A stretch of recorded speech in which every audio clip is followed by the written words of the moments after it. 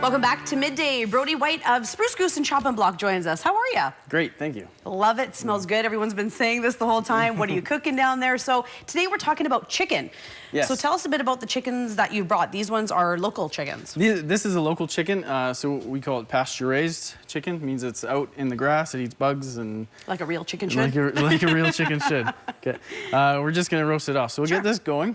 So first step in roasting a whole chicken, which is my favorite way to do it, roast it on the bone, can't beat it. Everyone says it's super easy. I've never roasted my own chicken, but everyone says that it's so easy to roast a chicken. It is so easy. All right. And if you have a rotisserie on your barbecue, it's even easier. All right. You can pretty much just watch show me. Let's prove it to me. Okay, so first we start with trussing the chicken. Yep. So we're gonna tie it up in a nice little ball, I guess, so it cooks evenly, okay? Okay. So we'll start with a string about arm's width length.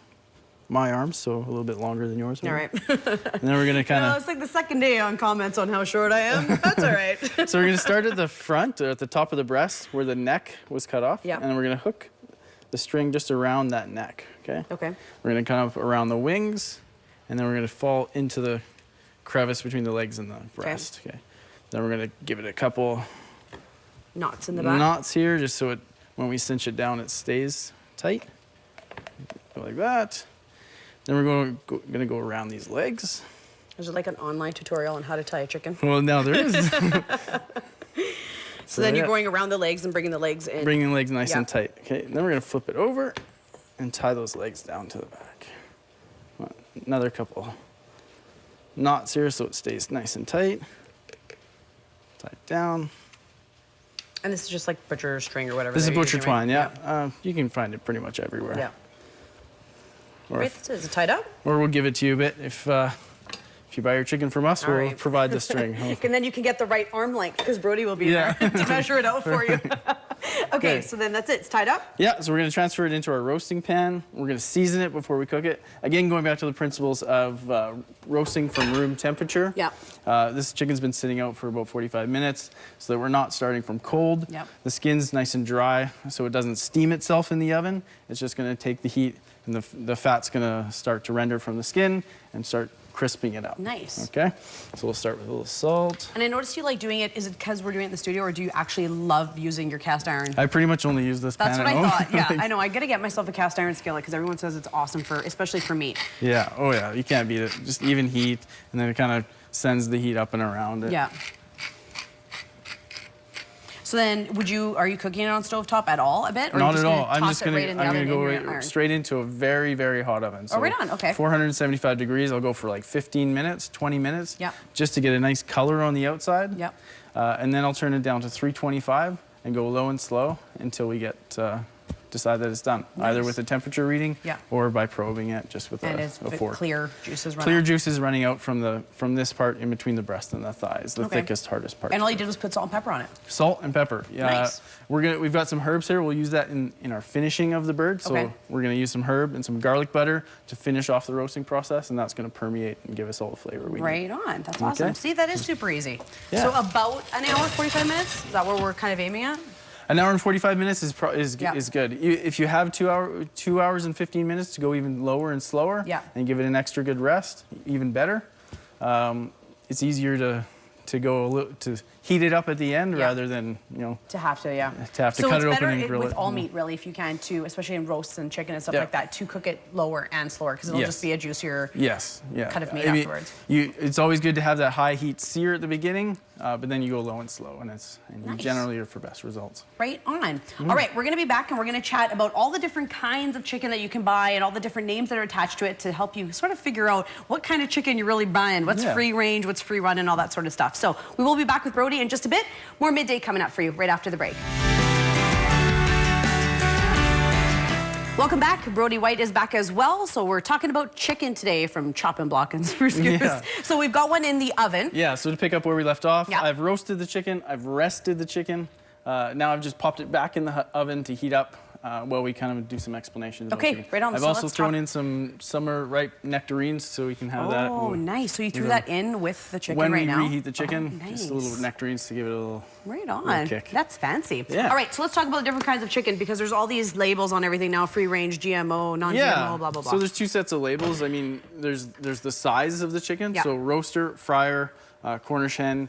The list goes on. Yeah. But the main ones are roasting and frying chickens. Okay. Has nothing to do with how you cook them, just has to do with the size. Okay. So the bigger one is a roasting chicken, where the smaller guy is a frying chicken. Okay. Okay. But you could roast a frying chicken and you could fry a roasting chicken. But they just do that because it's bigger, so it takes longer to cook, and usually people would roast that. Exactly. Okay. Yeah. All right. Anyways, yeah. So moving on, the important names that I wanted to talk about were stuff like free range, free run, pasture raised, hormone free, those kind of things. Okay. So starting with free range means that it has a certain area that it has to go, and it has access to the outdoors. Right. Okay. It's not locked in a cage. Exactly. Right. What we roasted there was a pasture raised, which is basically kind of a next level of free range, where it's actually forced outside. Okay. And they spend their day outside, and then they're brought in at night. Okay. Okay. In like a barn house. Hello. Exactly. Chickens are lazy inherently, so if you don't force them outside, they'll probably just stay in and eat. Really? Yeah. All right. So